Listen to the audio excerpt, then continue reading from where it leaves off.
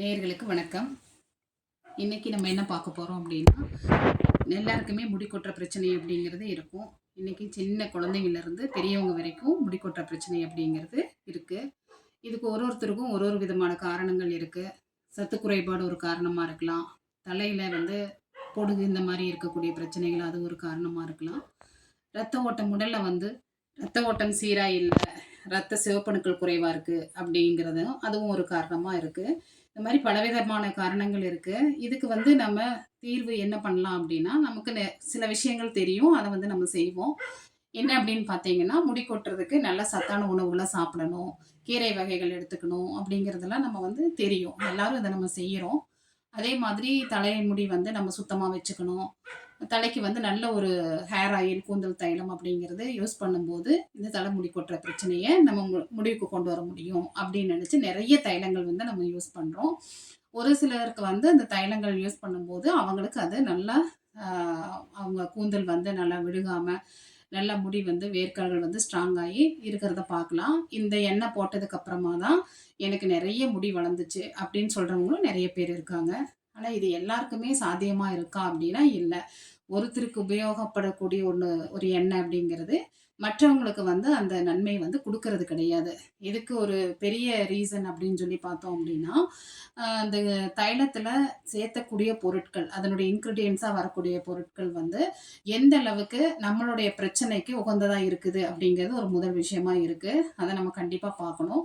அதனால் நீங்கள் எப்போவுமே ஒரு எண்ணெய் யூஸ் பண்ணுறீங்க, புதுசாக ஒரு எண்ணெய் வாங்குறீங்க அப்படின்னா, உங்களுடைய தலைமுடியில் இருக்கக்கூடிய பிரச்சனை என்ன அப்படிங்கிறத தெளிவாக தெரிஞ்சுக்கிட்டு நீங்கள் அதுக்கப்புறம் அந்த எண்ணெய் யூஸ் பண்ணுறது அப்படிங்கிறது நல்லது.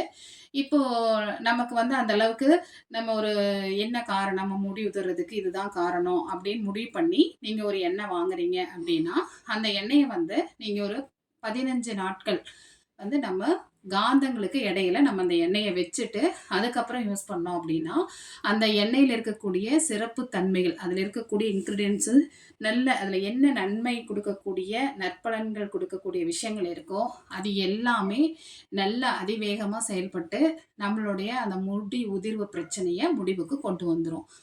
இந்த மாதிரி நம்ம செய்யும்போது நம்மளுடைய ப்ராப்ளம் சால்வ் ஆகுறது அப்படிங்கிறத நீங்கள் கண்கூட பார்க்க முடியும்.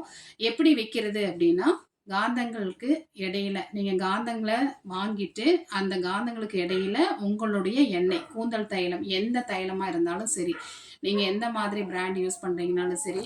இன்னும் கொஞ்சம் பேர் சுயமாகவே அவங்க வீட்லேயே எண்ணெய் காய்ச்சுவாங்க.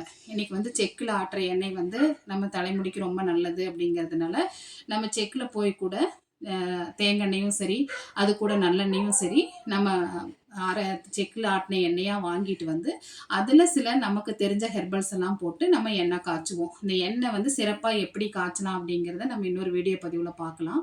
இந்த மாதிரி நம்ம எண்ணெய் காய்ச்சி அந்த எண்ணெயை பக்குவமாக எடுத்துட்டு அதுக்கப்புறமா ஒரு 15 நாட்கள் இந்த மாதிரி காந்தங்களுக்கு இடையில நீங்கள் வச்சுருந்துட்டு அதுக்கப்புறம் அந்த எண்ணெயை நீங்கள் பயன்படுத்தும் போது மிகச் சிறப்பான ஒரு மாற்றத்தை உங்களுடைய அந்த முடி உதிர்வு பிரச்சனையிலிருந்து கொண்டு வர்றதை பார்க்க முடியும். அதே மாதிரி முடி உதிர்றதை நிறுத்துறது மட்டும் இல்லாமல் நல்ல முடி வளர்ச்சி அப்படிங்கிறதையும் நீங்கள் பார்க்க முடியும். இதுக்கு ஒரு மிகச்சிறந்த உதாரணமாக ரோமானிய பேரரசி கிளியோபாட்ராவை பற்றி நமக்கு எல்லாருக்குமே தெரியும். அவங்க கருப்பு நிறமாக இருந்தால் கூட அவங்களுடைய ஸ்கின் பார்த்தீங்கன்னா ரொம்ப க்ளோயிங்காக இருக்கிறத நம்ம பார்க்க முடியும். அவங்க ஸ்கின்னினுடைய பளபளப்பு, அந்த மாய்ஸ்சரைசர் இதெல்லாமே நம்ம நிறைய கேள்விப்பட்டிருக்கோம்.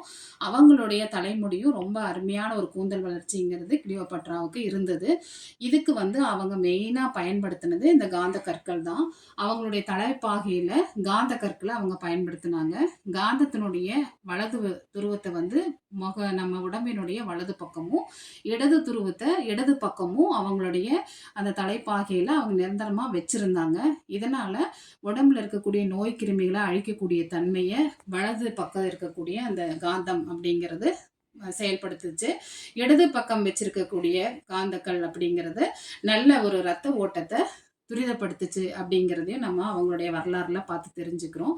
இது நம்ம இன்றைய வாழ்க்கையில நம்ம அந்த மாதிரி தடை பாகையிலலாம் நம்ம பண்ண முடியாது. ஆனா நம்ம உபயோகப்படுத்தக்கூடிய எண்ணெய காந்தங்களுக்கு இடையில வச்சிருந்து நம்ம உபயோகப்படுத்தும்போது, அதனுடைய நல்ல சக்திகள் வந்து பன்மடங்கு பெருகுறத நம்ம பார்க்க முடியும். நம்ம நல்ல பலன்களையும் சீக்கிரமாவே நம்மால உணர முடியும். எல்லாரும் இத யூஸ் பண்ணி பாருங்க. உங்களுக்கு இத பண்ணுனதுக்கு அப்புறம் நல்ல ரிசல்ட் தெரிஞ்சுச்சு அப்படின்னா, கமெண்ட் பாக்ஸ்ல பதிவு பண்ணுங்க.